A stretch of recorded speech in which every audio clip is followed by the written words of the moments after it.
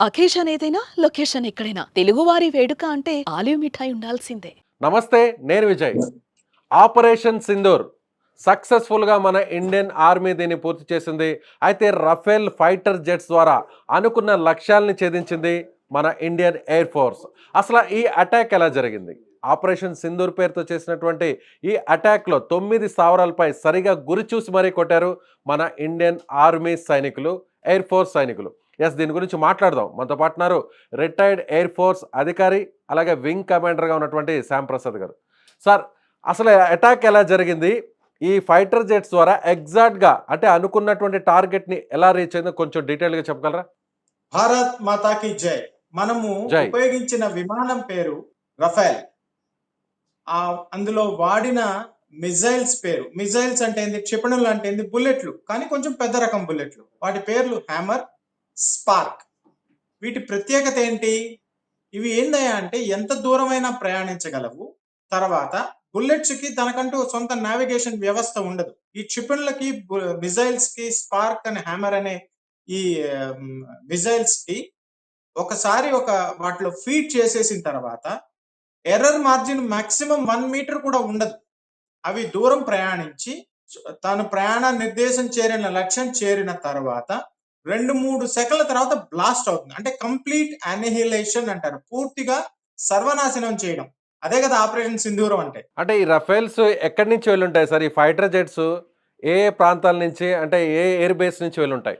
మనకి హర్యానా, పంజాబ్ నిండా మనం ఎయిర్ బేస్లు పెట్టుకున్నాం సార్ మొదటి నుంచి. సరిహద్దు ప్రాంతాల్లో అక్కడ మోహరించిన స్టేషన్‌లో కూడా నేనున్నాను అదృష్టవశాత్తు. ప్లస్ ఆపరేషన్ కారణాల వల్ల వాటి పేర్లు చెప్పలేను. చాలా కొద్ది ప్రదేశంలో ఉన్నాయి. చాలా తక్కువ డిస్టెన్స్‌లో ఉన్నాయి. ఈ ఆపరేషన్‌కి ముందుగానే 1 గంట 28 నిమిషాలకి ఇండియన్ ఆర్మీ చెప్పేసింది. 1:44కి బయలుదేరాయి. 1:44 ప్రత్యేకత ఒకటుంది. ఆ టైంలో అవేర్‌నెస్, సెన్సర్స్ పనిచేయడం లేదా మ్యాన్ పవర్ మత్తులో ఉంటుంది. నిద్ర మత్తు. దాన్ని మనం అంటాం కదా జనరల్‌గా బ్రహ్మ ముహూర్తానికి ముందు తర్వాత. ఆ టైం చేసుకోవడం కూడా మిలిటరీలీ చాలా కీలకమైన నిర్ణయం ఇది. ఆషామాషీ వ్యవహారం కాదు. అంటే ఎలా చెప్పాలి సార్? అంటే చాలా కీలకమైన నిర్ణయం అని ఎలా అంటారు? దీని గురించి డీటెయిల్‌గా చెప్పగలరా? అంటే మామూలుగా సాధారణ డీటెయిల్‌గా పౌరులకు కూడా అర్థమయ్యే విధంగా. తప్పకుండా సార్. ఎందుకంటే ఇప్పుడు మనకి రాడార్ వ్యవస్థ ఉంటుంది. మన నైట్ విజన్ కెమెరాస్ ఉంటాయి. ఇంట్లో మన సీసీటీవీ కెమెరాస్ ఉంటాయి. లేదా మన టీవీ పనిచేస్తుంది. లేదా మన మొబైల్స్ ఉంటాయి. ఆ సమయంలో సెన్సర్ శక్తులు గాని, రాడార్ శక్తులు గాని చాలా strongest point of a chain is the weakest link అంటాం. వీకెస్ట్ లింక్ అనమాట. ఆ క్షణాల్లో మన ఎక్విప్‌మెంట్ అవేర్‌నెస్ కూడా చాలా వీక్ ఉంటది. ఆ క్షణంలో మనం కొట్టాలి నేర్చుకున్నామంటే అక్కడ వాళ్ళ రాడార్‌లు మేల్కొని ఉండాలి. రాడార్‌లు ఆన్‌లో ఉండాలి. వాళ్ళ కరెంట్ ఉండాలక్కడ. మనం అన్ని సర్వసన్నద్ధంగా చేసుకున్నాం. ఎప్పటినుంచి? 12 రోజుల నుంచి. సో మొత్తం ఈ ప్రక్రియ ఎంత సేపట్లో పూర్తయింది? ఎన్ని నిమిషాల్లో పూర్తయి ఉంటుంది? అంటే మీరన్నట్టుగా హర్యానా ఎయిర్ బేస్ నుంచి మన ఫైటర్ జెట్స్ వెళ్ళుంటే ఎంత దూరం వరకు వెళ్ళాయి? ఎంత సేపట్లో అటాక్ చేసి మిసైల్స్‌ని లాంచ్ చేసి తిరిగి మళ్ళీ సేఫ్‌గా వచ్చేసుంటాయి? నేను క్రితంసారి మీతో చెప్పాను కదా సార్! 3 నిమిషాలు చాలా ఎక్కువ మనకి. మన పవరు ప్రపంచానికి తెలియాలి సార్. సింహం జూలు విదిలించడమే. 3 నిమిషాల్లో మనం వెళ్ళేసి వచ్చేయొచ్చు. అంటే మొత్తం ఈ ప్రక్రియ ఎంత సేపట్లో పూర్తయి ఉంటుంది? మీరన్నారు సరిగ్గా 1:30 ఆ టైంలో అటాక్ స్టార్ట్ అయ్యాయని. సో కేవలం కొన్ని నిమిషాల వ్యవధిలోనే ఇదంతా పూర్తయి ఉంటుందా?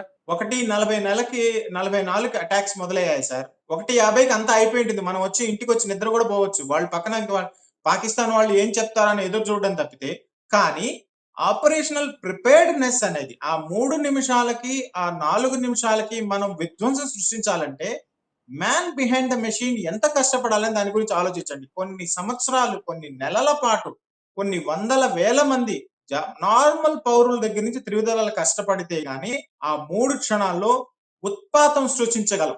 ఆ శక్తి. రాంప్రసాద్ గారు, ఇప్పుడు జెట్స్ రఫేల్స్ వెళ్ళాయంటారు. అంటే రఫేల్స్ మామూలుగా రాడార్‌కి కూడా అంతు చిక్కవా రఫేల్స్? చిక్కవు సార్. దాన్ని బీవీఆర్ అంటాను. Beyond visual range. ప్రతి విమానానికి, ప్రతి రాడార్‌కి ఒక రేంజ్ ఉంటుంది. 200 కిలోమీటర్లు, 300 కిలోమీటర్లు, 50 కిలోమీటర్లు. ఇవి బీవీఆర్ శక్తులు ఉన్నవి. అంటే వాళ్ళ విమానాన్ని మనల్ని చూసింది అనే లోపునే మనం పని చేసుకొని వచ్చేస్తాం. ఆ శక్తి పాకిస్తాన్ దగ్గర ఉంది గానీ, సమయానికి ఆ బ్యాటరీలు పనిచేయాలి గదా! కరెంట్ ఉండాలి గదా! బ్యాకప్ ఉండాలి గదా! మొత్తం ఎన్ని ఫైటర్ జెట్స్ ఇందులో పార్టిసిపేట్ చేసుంటాయి అటాక్‌లో? చాలా ఎక్కువగా అవసరం లేదు సార్. కొన్ని చేసినా చాలు. ఎందుకంటే 9 చోట్ల మనం దాడులు చేసాం. దాదాపు 90 మంది వరకు కూడా ప్రాణ నష్టం జరిగిందని పాకిస్తాన్ వాళ్ళే అంటారు. బహావల్పూర్, మురిక్కా, పిఓకేలో, తర్వాత పాకిస్తాన్ భూభాగంలో చాలా దూరం చొచ్చుకుపోయి 1971 తర్వాత మనం అక్కడికి వెళ్ళలేదు. అంటే ఏంది, కనీసం 3 కన్నా ఎక్కువ పార్టిసిపేట్ చేస్తుంటాయి ఈజీగా. అంటే మన భూభాగం నుంచి ఇప్పుడు ఆ ప్రాంతానికి ఎంత దూరం ఉంటాయి? అంటే ఒక రకంగా కామన్ మ్యాన్‌కి కూడా అర్థమయ్యే విధంగా సెకన్‌కి ఎంత వేగంతో ఈ ఫైటర్ జెట్స్ దూసుకువెళ్తాయి? సార్ సెకన్‌కి 300 కిలోమీటర్లు దాటేస్తాయి సార్. మనం పాకిస్తాన్ భూభాగంలోకి వెళ్లి తిరిగొచ్చాం. ఆశ్చర్యకరమైన విషయం ఏంటంటే, పాకిస్తాన్ భూభాగంలోకి వెళ్లి అంతర్జాతీయ బోర్డర్, ఇప్పుడు ఒకటేంది లైన్ ఆఫ్ యాక్చువల్ కంట్రోల్, ఇంకోటేంది లైన్ ఆఫ్ కంట్రోల్. ఈ 2 దాటి కూడా మనం పోయి వచ్చామంటే వాళ్ళ భూభాగంలో మన విమానం కనీసం 1, 2 నిమిషాలు ఉండి ఉంటుంది డెఫినెట్‌గా. కానీ వాళ్ళకంత శక్తి సామర్థ్యాలు లేవు. తిప్పికొట్టే సామర్థ్యాలు లేవు. ఈ లోపల మనం మిసైల్స్ వదిలేసాం. అవి పోయి అటాక్ చేసాయి. ఆ మిసైల్స్ వదిలేయంగానే విమానం వెనక్కి తిరిగేయచ్చు. దాన్ని టర్న్ అరౌండ్ అంటారు. వెనక్కి వచ్చేసాయి. కాబట్టి ఈ 9 ప్రాంతాల్లో అటాక్ జరగడం నాకు తెలిసి 3 నిమిషాల నుంచి 9 లోపల జరిగిపోయి ఉంటుంది. ఈ లోపల రియాక్ట్ అయ్యే శక్తి సామర్థ్యాలు పాకిస్తాన్ దగ్గర లేవు అని మొన్న బాలాకోట్‌లో ప్రూవ్ అయింది. ఇప్పుడు ప్రూవ్ అవుతుంది. అంటే ఒక నావిగేషన్ సిస్టమ్ ద్వారానే ఈ మిసైల్స్ అన్నీ కూడా ఒక దాడిలో పాల్గొన్నాయనుకోవచ్చా? అంటే ఈ మిసైల్స్‌ని అలా లాంచ్ చేశారనుకోవచ్చా? ప్రయోగించారనుకోవచ్చా? నేను ఇందాక చెప్పాను కదా! బుల్లెట్‌కి తన స్వయం నావిగేషన్ శక్తి ఉండదు. ఇదేంది పెద్ద సైజ్ బుల్లెట్. కానీ దీనికంటూ తనకు ఒక సొంత బుర్ర ఉంటుంది. దాంట్లో కంప్యూటరైజ్ చేసేసి డేటా ఫీడ్ చేసేస్తారు. ఒక్కసారి దాన్ని రిలీజ్ చేసిన తర్వాత అది మధ్యలో గాలిలో ఏదైనా మబ్బులు అడ్డంకి వచ్చినా, లేకపోతే ఇంకేదైనా అడ్డంకి వచ్చినా గాని నేరుగా దూసుకుంటూ పోయి తనకిచ్చిన లక్ష్యం మీద పడిన తర్వాత నేను నీట్‌గా పడ్డాను అన్న తర్వాత తన పేలోడ్‌ని బ్లాస్ట్ చేస్తుంది. ఈ శక్తి సామర్థ్యాలు హ్యామర్ అనే మిసైల్స్ ఉన్నాయి. స్పార్క్స్ అనే మిసైల్స్ ఉన్నాయి.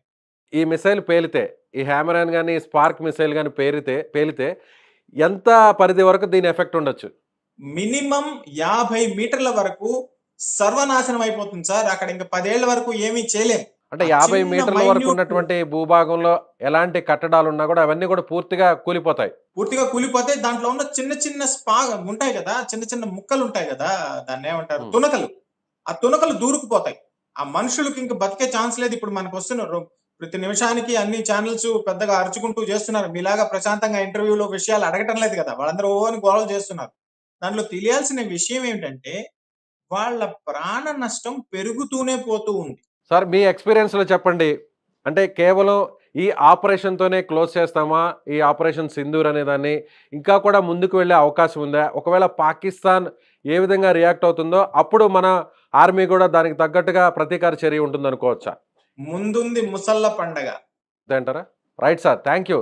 సో ఇది thank you sir. Indian Air Force మాజీ అధికారి వింగ్ కమాండర్ శ్యాంప్రసాద్ గారు చెప్తున్నట్టుగా ముందుంది ముసళ్ళ పండగ. ఇది జస్ట్ శాంపిల్ మాత్రమే.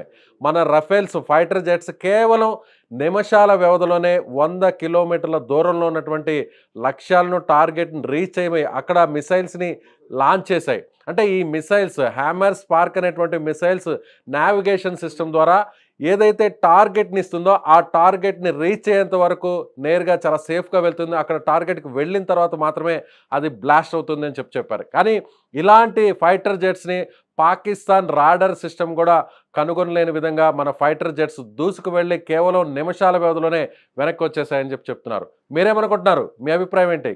కామెంట్ చేయండి.